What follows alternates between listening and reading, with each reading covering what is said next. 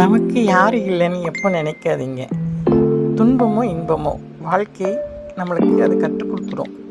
இப்படி தான் இருக்கணும் இப்படின்னு. எப்போவுமே மன அழுத்தத்துலேயே இருந்துட்டு நம்ம அது செய்யலையோ இதே செய்யலைன்னு யோசிக்கிறதை விட உங்கள் மன கஷ்டத்தை உங்களை நம்மளுங்கிட்ட சொல்லுங்கள்.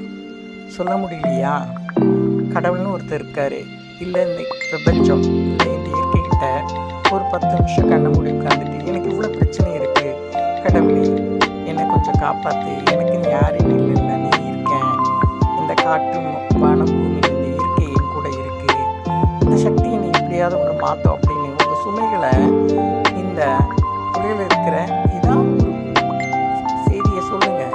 உங்கள் மனம் கண்டிப்பாக தெளிவடையும். அதை சொல்லாமல் மனசுலேயே வச்சுட்டு நீங்களும் அழுத்தத்தை ஏற்படுத்திட்டு அதுக்கு காசு பணம்